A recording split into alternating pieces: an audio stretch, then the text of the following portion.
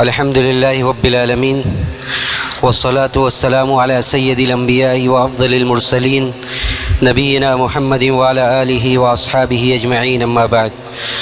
وعن ابن عباس رضي الله تعالى عنهما قال: خرج النبي صلى الله عليه وسلم متواضعا متبذلا متخشعا مترسلا متضلعا فصلى ركعتين كما يصلي في العيد لم يخطب خطبتكم هذه. معزز حاضرین، محترم بزرگوں، درس حدیث کے اس مبارک سلسلے میں آج جو حدیث آپ لوگوں کے سامنے پڑھی گئی ہے اس کا تعلق صلاۃ الاستسقاء سے ہے. آج سے جو حدیثیں شروع ہو رہی ہے اس کا تعلق استسقاء کی نماز کے آداب سے ہے. استسقاء کی نماز یعنی بارش طلب کرنے کے لیے جو نماز پڑھی جاتی ہے اور اس کے بعد جو دعائیں ہوتی ہیں اسے استسقاء کا نام دیا جاتا ہے. حضرت عبداللہ ابن عباس رضی اللہ تعالیٰ عنہما اس حدیث کے راوی ہیں. اس سے پہلے یہ عرض کرنا مناسب ہے کہ نبی علیہ الصلاۃ والسلام کی سنت مبارکہ سے جو تعلیم ملتی ہے، جو سبق ملتا ہے، وہ یہ ہے کہ نبی علیہ الصلاۃ والسلام نے 3 طرح سے استسقاء کے لیے دعائیں کی. ایک تو یہ کہ انفرادی طور سے ہر بندہ، گھر کا ہر فرد استسقاء کے لیے دعائیں کرے، بارش کے طلب کے لیے دعائیں کرے. دوسرا یہ ہے کہ امام جمعہ کے دن امام خطبہ دیتے ہوئے دعا کرے. اور تیسرا یہ ہے جس کی طرف ان احادیث میں اشارہ ہے، جن کے بارے میں ان احادیث میں تعلیم ہے، وہ یہ ہے کہ امام لوگوں کو لے کر صحرا میں نکلے اور نکل کر 2 رکعت نماز ادا کرے، خطبہ دے اور دعا کرے. حضرت عبداللہ ابن عباس رضی اللہ تعالیٰ عنہ اس حدیث کے راوی ہے جو ابھی میں نے پڑھا. کہتے ہیں کہ اللہ کے رسول صلی اللہ علیہ وسلم نکلے اور یہ نکلنا عام نکلنے کی طرح نہیں تھا. کہتے ہیں کہ نبی علیہ الصلاۃ والسلام خرج النبی صلی اللہ علیہ وسلم متواضعا متبذلا. اللہ کے رسول صلی اللہ علیہ وسلم استسقاء کے لیے بڑے تواضع کے ساتھ سادہ لباس میں نہایت عاجزی اور انکساری کے ساتھ متخشعا مترسلا، بہت خشوع اور بڑے تضلع کرتے ہوئے آپ نماز کے لیے نکلے. یعنی استسقاء کی نماز کے لیے جب نکلا جائے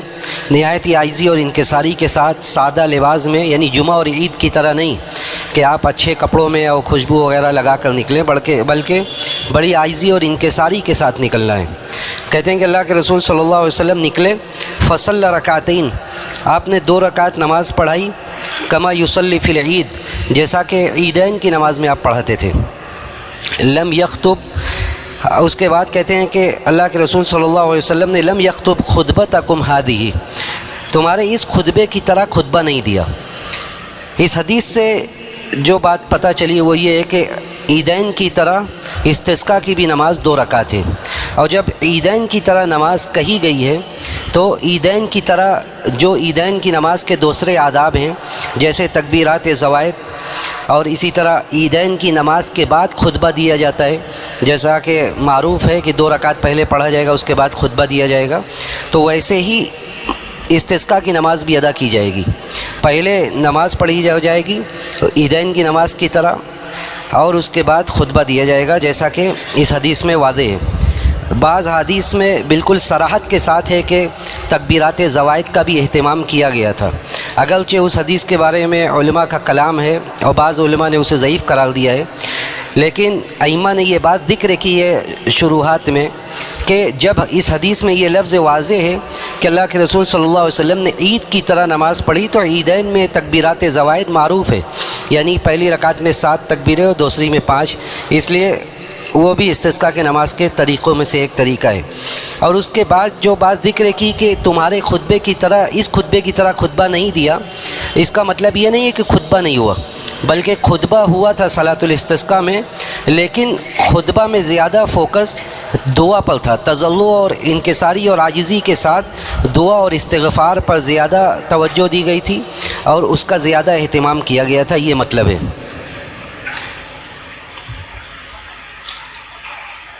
وعن عائشة رضي الله تعالى عنها قالت شک الناس الى رسول اللہ صلی اللہ علیہ وسلم قحوط المطر فامر بمنبر فوضی له فی المصلی ووعد الناس یوما یخرجون فیہ۔ یہ حضرت عائشہ رضی اللہ تعالیٰ عنہ سے دوسری لمبی حدیث ہے جس کا ترجمہ انشاءاللہ بس آج کیا جائے گا۔ کہتی ہیں حضرت عائشہ رضی اللہ تعالیٰ عنہ نے کہ اللہ کے رسول صلی اللہ علیہ وسلم کے پاس شک الناس الی رسول اللہ صلی اللہ علیہ وسلم قحوط المطر، لوگوں نے اللہ کے رسول صلی اللہ علیہ وسلم کے پاس بارش کے نہ ہونے کی وجہ سے قحط سالی کی شکایت کی۔ لوگوں نے کہا کہ بارش نہیں ہو رہی ہے، یہ شکایت نہیں، مطلب یہ شکایت بالمعنی شکایت نہیں تھی بلکہ ایک طرح سے یہ گزارش تھی کہ بارش نہیں ہو رہی ہے، لوگ پریشان ہیں، اس لیے استسقاء کی نماز کا اہتمام کیا جائے اور بارش کے لیے دعا کیا جائے۔ تو اللہ کے رسول صلی اللہ علیہ وسلم نے فامر بمنبر، آپ نے عیدگاہ میں ممبر لے جانے کا حکم ارشاد فرمایا۔ آپ نے حکم دیا کہ عیدگاہ میں ممبر لے جایا جائے۔ اس لفظ سے یہ پتہ چلتا ہے کہ عیدگاہ میں ممبر استسقاء کے موقع پر لے جایا گیا، اور اس لفظ سے کئی ایک شراح نے یہ استدلال بھی کیا ہے کہ عیدگاہ میں ممبر لے جانا عیدین کے برخلاف، عیدین میں ممبر لے جانا ثابت نہیں ہے۔ تو بعض لوگوں نے یہ ذکر کیا کہ استسقاء کی نماز میں ممبر لے جانا ثابت ہے، لیکن علامہ ابن القیم رحمہ اللہ نے اس لفظ پر بحث کی ہے اور اس لفظ کی صحت پر انہوں نے کلام کیا ہے اور کہا کہ اس لفظ کی صحت میں کلام ہے ائمہ کا، اور دوسرا اگر یہ اس لفظ کو صحیح مان بھی لیا جائے